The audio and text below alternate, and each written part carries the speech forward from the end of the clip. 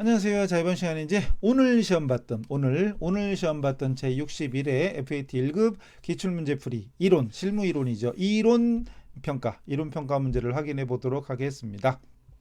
시험 보신 분들 뭐 답도 이미 다 확인하셨겠지만 혹시나 추가 설명이 필요하거나 아니면 답이 잘못된 게 혹시 있거나 한번 같이 한번 해보자고요.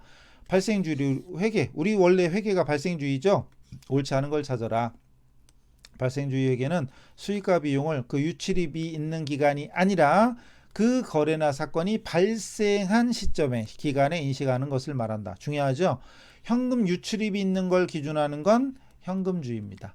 근데 우리 회계 기준에는 현금주의가 아니라 발생주의 회계를 더 합리적으로, 그래서 발생주의 회계를 요구하고 있습니다. 맞고, 발생주의 회계는 수익과 비용의 이연과 기간별 배분의 개념을 포함하지 않는다가 아니죠. 틀렸죠. 포함합니다.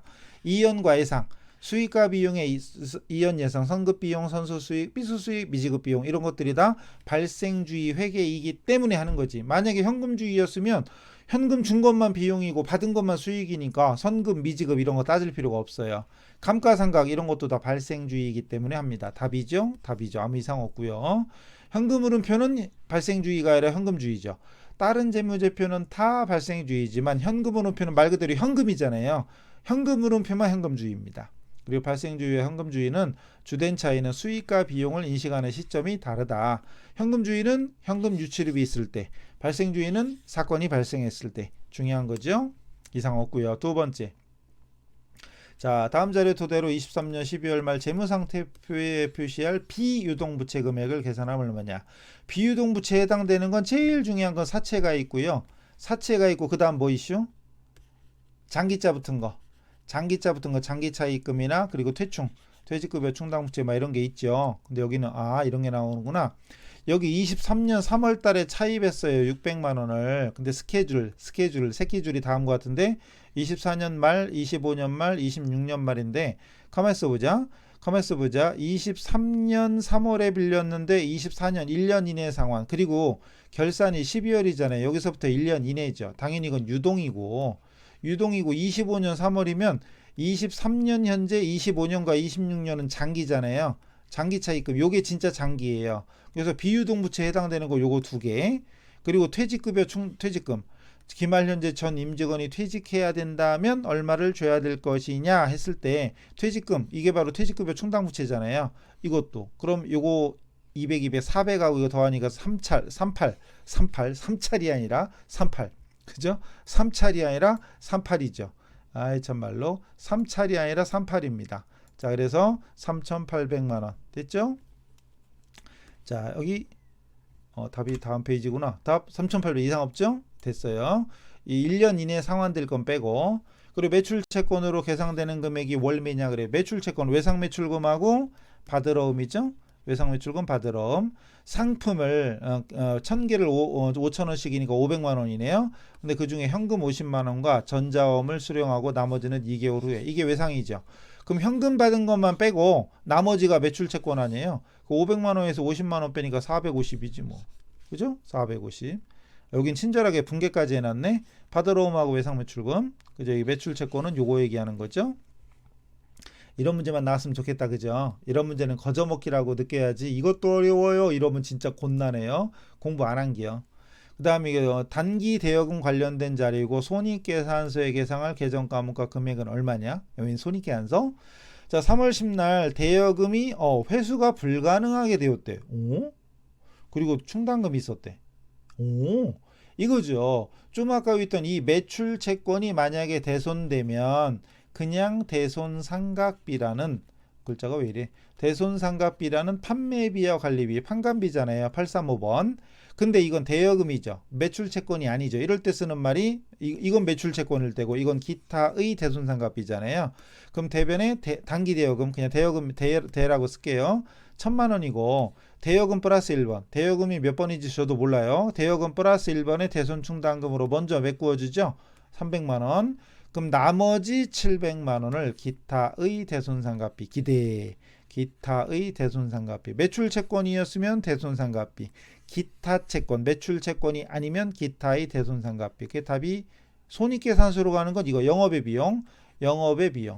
영업 외 비용입니다. 영업 외 비용, 판관비 아니죠. 영업의 비용. 답이 2번이죠. 그러니까 매출 채권이었으면 대손상가비, 매출 채권이 아니면 기타의 대손상가비 중요한 겁니다. 그죠? 2번 맞죠? 그러니까 2번 맞습니다. 영업의 비용 얘기했고, 그다음 한공의 기말 재고 자산에 포함할 수 없는 것은 도착지에서 인도 넘겨주겠다. 도착할 때 넘겨주겠다. 그럼 운송 중에 있는 건 아직 도착이 안 됐잖아요. 그럼 상대방한테 도착이 안 됐으니까 이건 누구 거?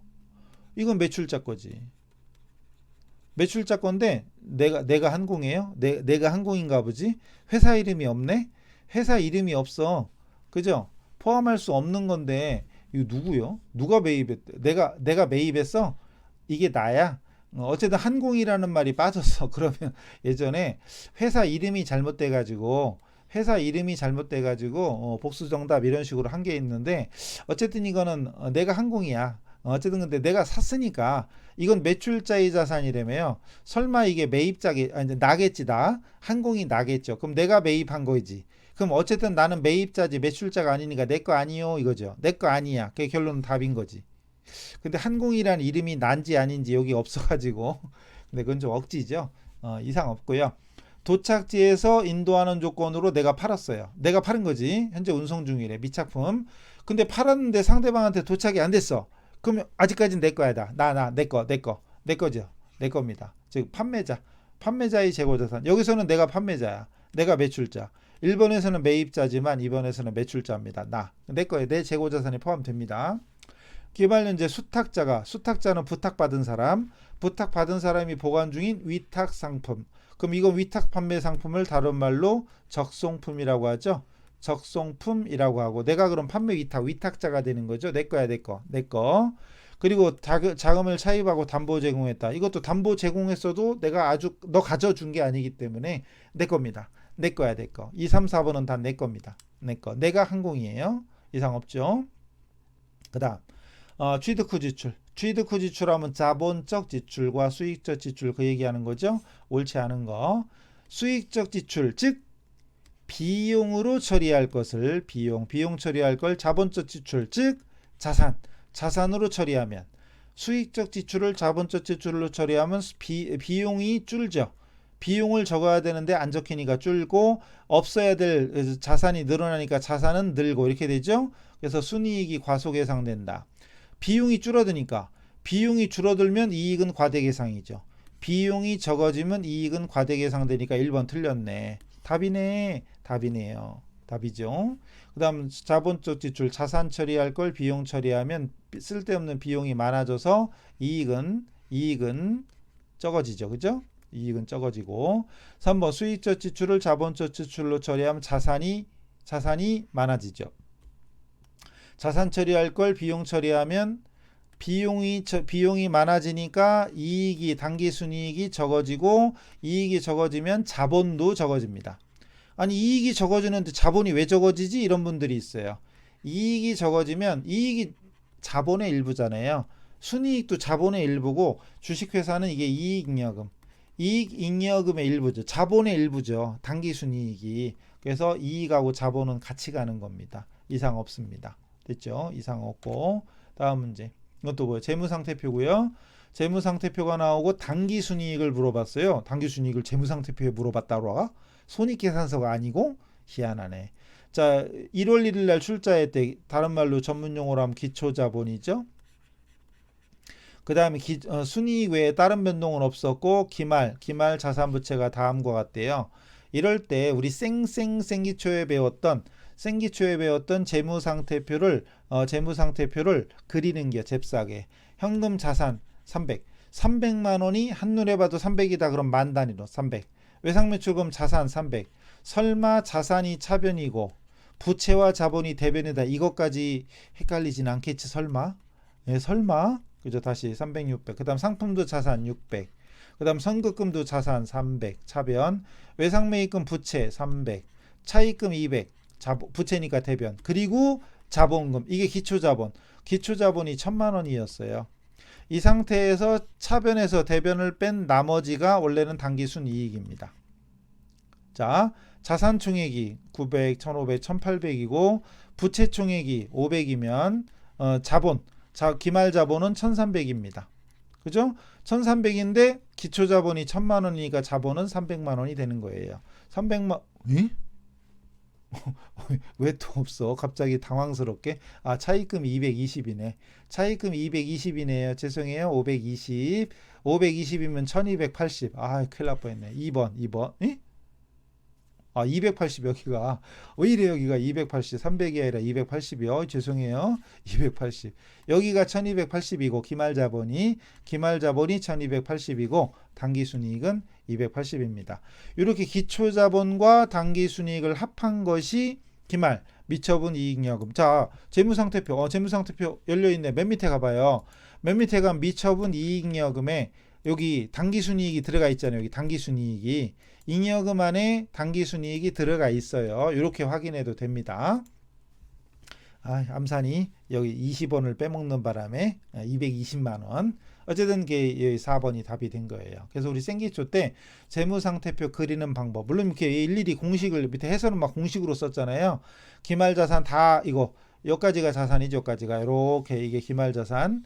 그 다음 기말부채 2개 구한 다음에 기말자본을 구하고 기말자본에서 기초자본을 빼서 순이익을 구했다. 이렇게 한 거죠. 이렇게 해도 되고 재무상태표를 잽싸게 그려도 되고 여러분이 어떤 게 편한지 눈으로 확인해 보세요. 공식처럼 막 하는 게 편한지 T계정 그리는 게 편한지. 근데 우리 회계하는 사람들이 T계정 구조를 열심히 연습 안 한다는 건 나 회계 공부 안 할 거야 하고 똑같아요. 오로지 회계에서만 하는 게 분계와 T계정 전기잖아요. T계정 전기는 우리는 무조건 해야 됩니다. 손익계산서든 재무상태표든 어쨌든 T계정 많이 활용하셔야 돼요. 벌써 세법이야?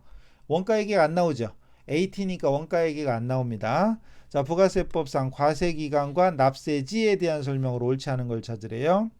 참 10문제밖에 안 나오지.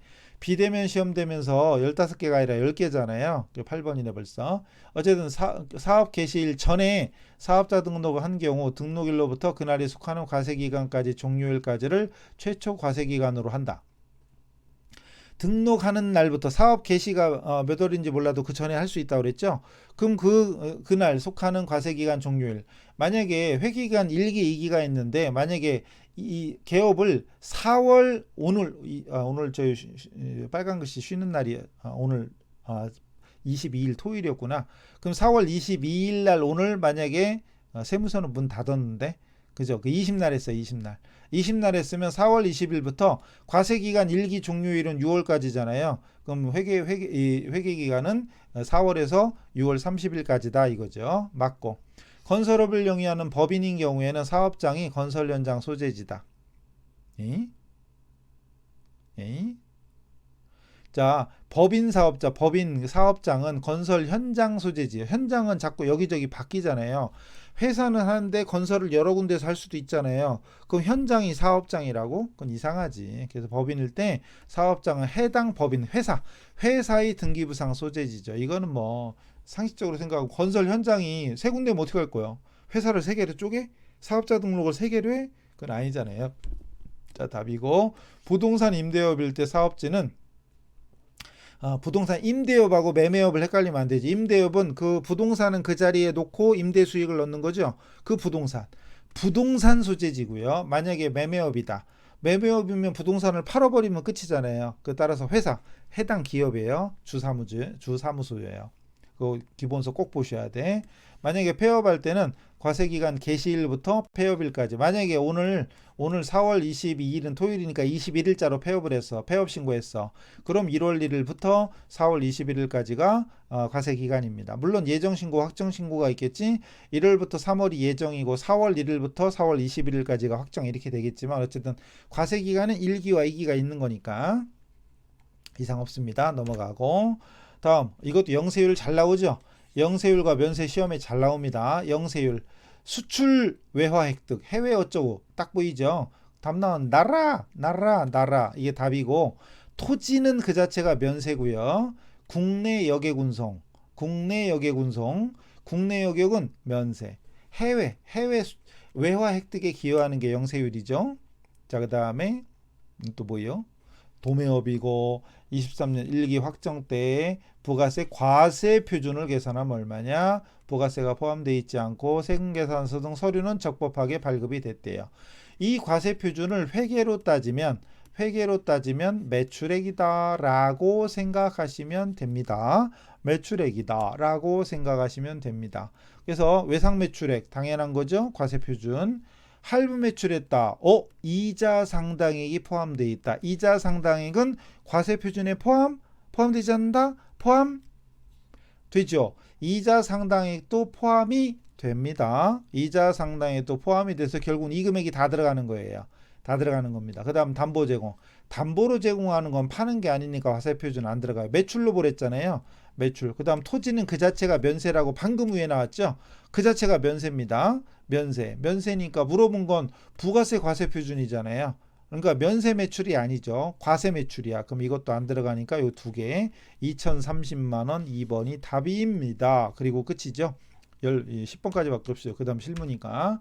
자, 이래가지고 이상 없네요. 이 신청할 것도 없는데요. 그죠? 할 것도 없고. 그래서 이 신청거리가 잘 안 나옵니다. 잘 내기 때문에. 그래서 이제 오늘 시험 봤던 문제를 급하게 좀 찍어 봤는데, 뭐 질문사항이 있거나 뭐 소감 있으면 밑에 댓글로 남겨주시고, 구독, 좋아요 좀 해주세요. 하셨죠? 유튜브 할 때 기본이잖아요. 자, 그래서 오늘 시험 봤던 60일의 FAT 1급 기출문제 풀이를 마치도록 하겠습니다. 다음에 어디선가 또 봐요. 제발. 네, 수고하셨습니다.